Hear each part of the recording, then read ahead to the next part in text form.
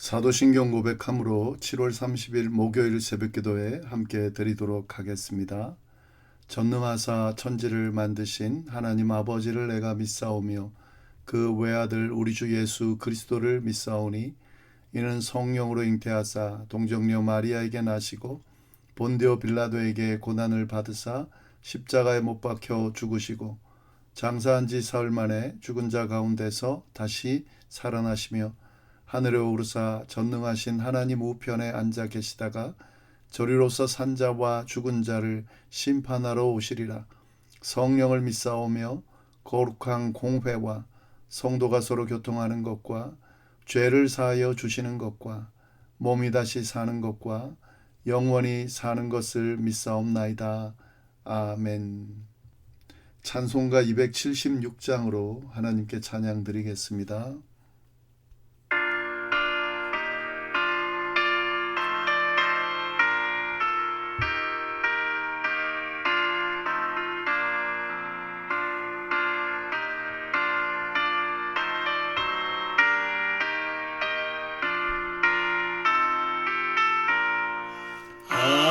아버지여 이 죄인을 용납하여 주시고 예수님의 이름으로 구원하여 주소서.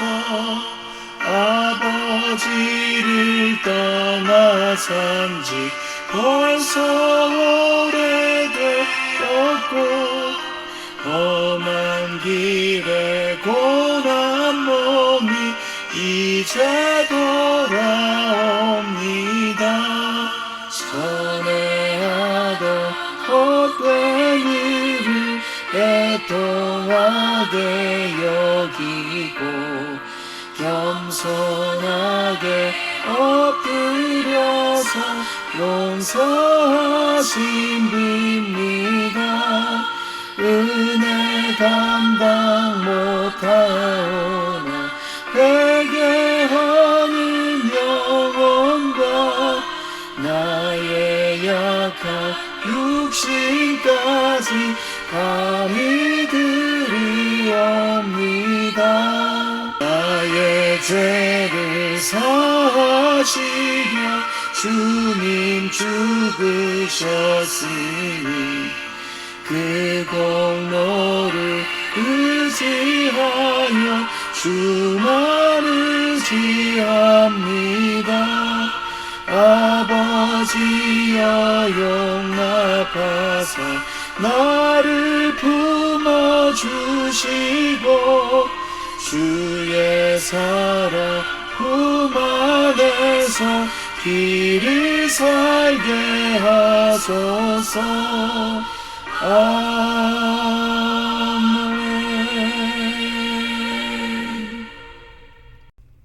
오늘 이 새벽에 하나님께서 저희에게 주신 말씀은 에스겔 33장 10절부터 20절까지의 말씀입니다.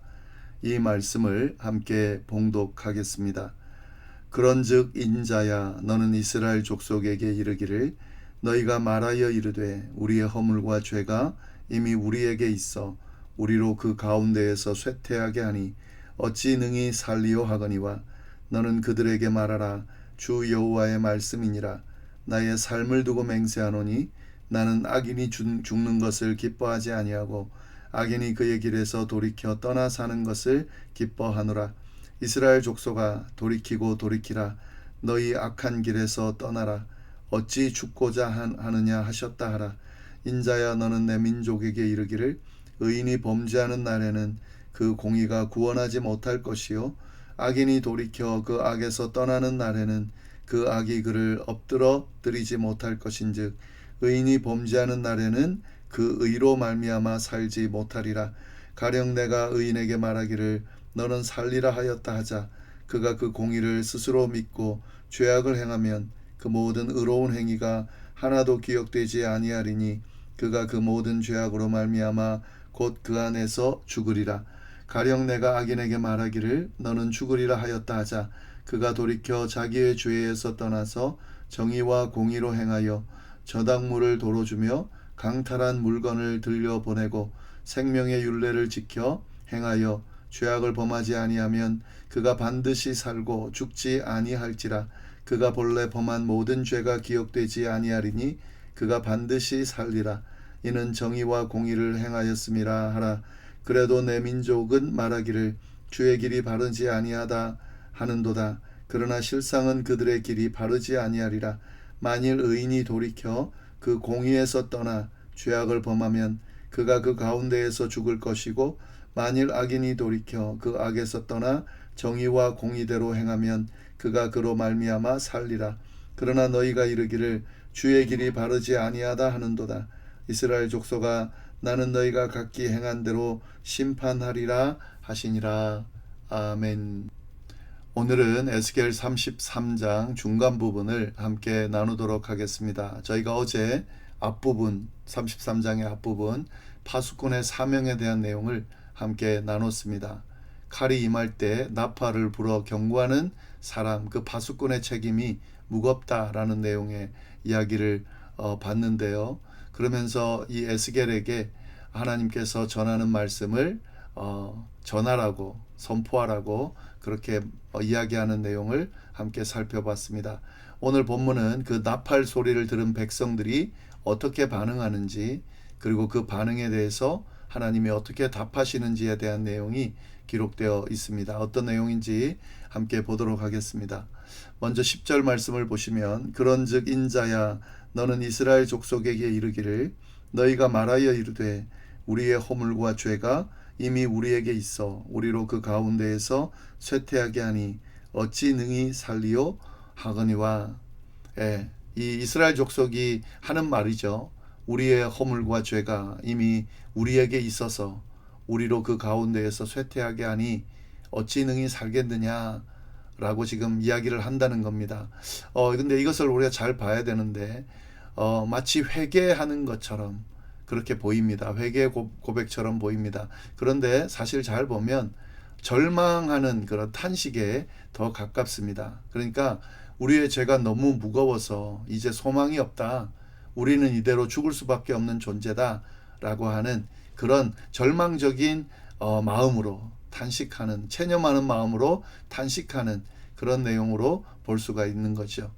근데 우리가 이 태도를 잘 보면은요, 이 죄가 너무 무겁다 라고 하는 것, 그에 대해서 좀 이야기할 때 우리가 죄를 대하는 태도가 죄를 가볍게 여기는 것도 문제입니다.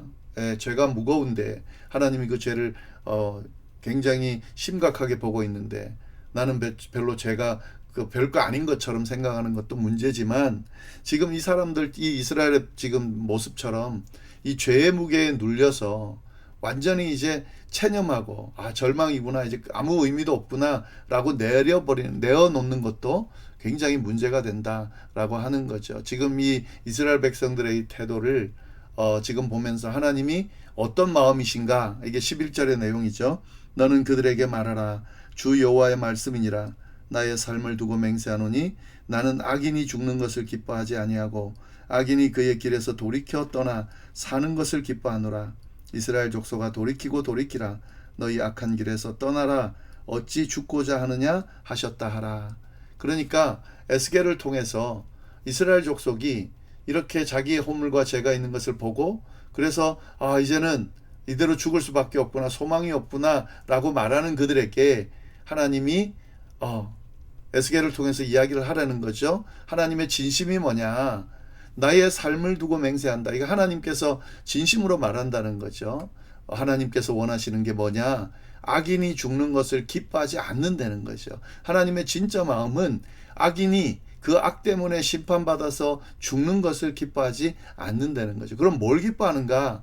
악인이 그 길에서 돌이켜서 떠나 사는 것을 기뻐한다 라고 하는 거죠.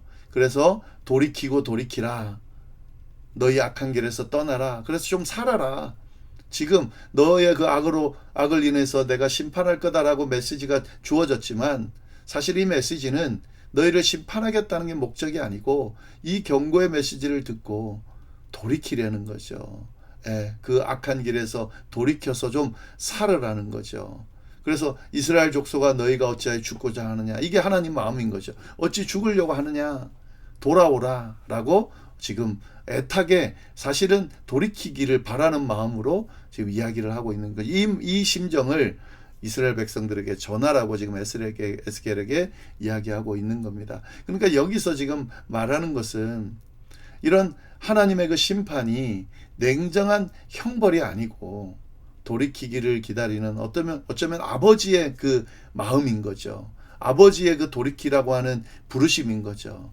예, 그걸 좀 알기를 바란다 라고 이야기하고 있습니다. 이 이스라엘에게만 주시는 말씀이 아니죠. 우리에게 주시는 말씀이죠. 우리가 하나님 앞에 부끄러운 모습이 있을 때가 있습니다. 때로는 하나님께서 원하시지 않는 길을 갈 때가 있습니다. 그리고 이 길을 가면서 야, 내가 진짜 정말 하나님의 심판을 받을 수밖에 없는 존재구나 라는 걸 느낄 때가 있을 겁니다. 그런데 그때 하나님께서 심판의 말씀을 주시면서 네가 그 길로 가면 심판받을 거야 라고 하시는 말씀이 혹 들려질 때에 그 말씀이 단순히 나를 완전히 버리겠다는 뜻이 아니고 돌이키라고 하는 하나님의 그 간절한 돌이켜서 떠나서 회개하고 구원을 받으라는, 다시 그 죄의 결과가 아닌, 악의 결과가 아닌 하나님의 그 은혜, 하나님께서 주시는 그런 어떤 그 구원의 길로 오라고 하는 그런 메시지라는 것을 우리가 분명하게 알고 그 심판의 메시지를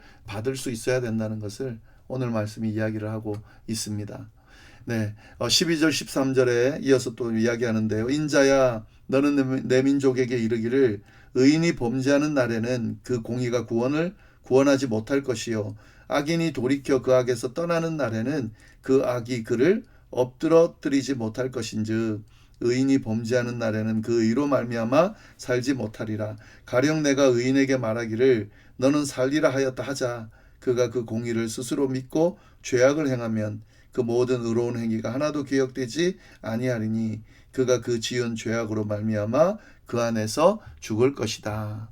네, 이건 지금 무슨 이야기냐면 의인이라도 그 공의를 의지하면서 죄를 범하면, 그러니까 의인인데 자기가 의인이라는 걸 믿고 죄를 범하면 그 전에 행한 공의가 그를 구원하지 못한다 라고 하는 거죠. 그러니까 지금 예전에 내가 의롭게 살았다 이게 중요한 게 아니고 지금 내가 죄를 짓고 있다는 게 중요한 거고 그 죄를 돌이키는 것이 구원에 이르는 것이지, 옛날에 내가 의로웠기 때문에 지금 죄를 지어도 괜찮다라고 말하는 것은 잘못됐다라고 하는 내용입니다. 그리고 또 거꾸로 의인이 이렇게 되면, 의인이 죄를 지으면 그에 대한 죄에 대한 대가를 치르지만 거꾸로 악인이 돌이키면 어떻게 되는가. 14절부터 16절까지 내용이 그 내용입니다. 가령 내가 악인에게 말하기를 너는 죽으리라 하였다 하자. 그가 돌이켜 자기의 죄에서 떠나서 정의와 공의로 행하며 저당물을 도로 주며 강탈한 물건을 돌려보내고 생명의 율례를 지켜 행하여 죄악을 범하지 아니하면 그가 반드시 살고 죽지 아니할지라. 그가 본래 범한 모든 죄가 기억되지 아니하리니 그가 반드시 살리라. 이는 정의와 공의를 행하였음이라 하라.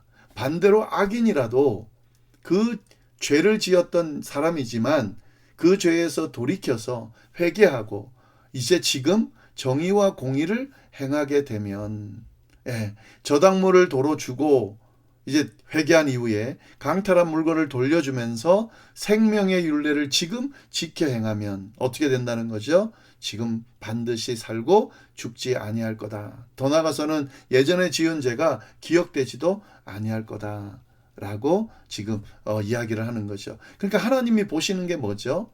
과거에 어땠냐는 게 중요한 게 아닙니다. 지금 내가 어떤 방향을 향하고 있는지가 중요한 거죠. 과거에 의롭게 살았지만 지금 악의 길로 행하고 있고 그 방향으로 가고 있다면 이에 대한 대가를 치르게 될 겁니다. 심판이 있을 겁니다. 그러나 과거에 죄를 지었지만 악한 길로 갔지만 지금 내가 돌이키고 회개하고 그리고 하나님의 뜻을 향해서 하나님의 길을 가고 있다면, 그러면 하나님께서 죄에 대한 대가를 묻지 않고 살게 할 거다라고 하는 거죠. 예. 그러니까 지금 어떻게 행하느냐, 어떤 모습으로 하나님 앞에 나가느냐, 하나님을 어떻게 의지하고 지금 살아가느냐는 것이 더 중요하다는 것을 분명하게 이야기하고 있습니다. 17절 말씀 보시면은 그래도 내 민족은 말하기를 주의 길이 바르지 아니하다 하는도다. 그러나 실상은 그들의 길이 바르지 아니하니라. 백성들이 이에 대해서 공평하지 않다. 주님이 하시는 그 길이 공평하지 않다라고 말한다는 거예요. 네. 그러나 하나님은 도리어 뭐라 그런다는 거죠? 공평하지 않은 것은 너의 길이다 라고 하는 겁니다.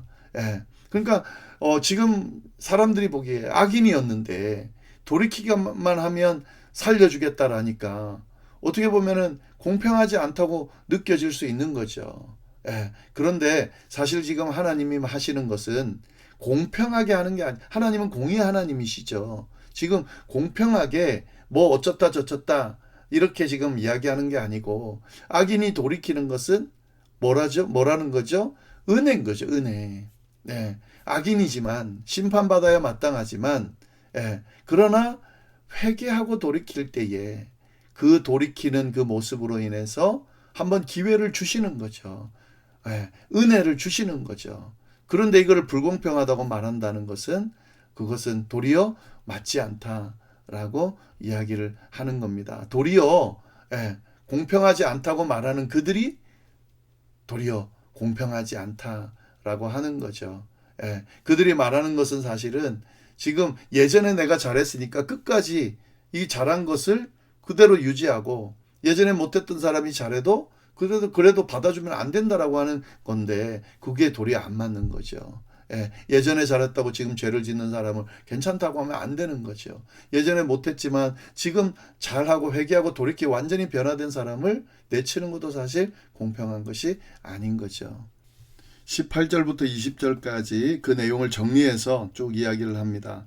만일 의인이 돌이켜 그 공의에서 떠나 죄악을 범하면 그가 그 가운데에서 죽을 것이고 만일 악인이 돌이켜 그 악에서 떠나 정의와 공의대로 행하면 그가 그로 말미암아 살리라. 그러나 너희가 이르기를 주의 길이 바르지 아니하다 하는도다. 이스라엘 족속아 나는 너희가 각기 행한 대로 심판하리라 하시니라. 이게 하나님의 마음인 거죠. 의인이 돌아서 죄를 지으면 그로 인해 죽을 거고 악인이 돌이켜 정의와 공의를 행하면 그로 인해 살 거다라고 하는 거죠. 하나님은 각 사람이 행한 대로 심판하시고 각 사람이 지금 행하는 것에 대해서 심판하신다라고 하는 사실입니다. 그러니까 예전에 의인이었다고 계속 보장되는 것도 아니고 악인이었다고 그대로 망하는 것도 아니라는 거죠. 각 사람이 지금 행하는 것에 대해서 하나님께서 그에 대해서 심판하심을 분명하게 이야기하고 있습니다. 그렇기 때문에 이스라엘 백성들이 야, 내가 너무 죄가 있어서 이제 정말 끝났구나. 나는 더 이상 하나님 앞에서 이렇게 기회가 없겠구나라고 말하지만 그러나 하나님께서 이 심판의 메시지를 통해서 돌이킨다면 빨리 회개하고 다시 그 악의 길에서 떠나 하나님께서 원하시는 길로 돌아온다면 하나님께서 그를 살리실 거라는 메시지를 에스겔을 통해서 전해주고 있는 거죠. 오늘 말씀을 좀 잘 우리가 묵상하면서 잘 좀 새길 수 있기를 바랍니다. 우리가 구원받은 하나님의 백성이다 이렇게 해서 끝나는 게 아니고 날마다 구원받은 백성답게 하나님 앞에 부끄럽지 않은 모습으로 살아가는 것이 중요하고 또 우리가 하나님 앞에서 정말 돌이킬 수 없는 어떤 죄를 짓고 또 그런 어떤 부족한 모습을 보이더라도 하나님께서는 우리가 그걸로 인해 심판받고 멸망하기를 원하지 않으시고 빨리 돌이키기를 그래서 구원의 길로 돌아오기를 원하신다는 것을 우리가 기억하면서 하나님의 그 부르심에 또 심판의 그 메시지에 우리가 그에 맞게 반응할 수 있기를 바랍니다. 기도하겠습니다. 하나님 아버지 감사합니다. 주신 말씀 참 감사드립니다. 말씀 붙들고 오늘 하루도 하나님의 마음이 어떠한지를 생각하면서 늘 하나님께서 주시는 그 메시지에 우리를 돌아보면서 주의 뜻을 따르는 우리의 삶이 되도록 인도하여 주옵소서. 이어서 드리는 개인의 기도와 중보기도 위에도 함께하여 주시기를 간절히 바라고 살아계신 예수님의 이름으로 기도드립니다. 아멘.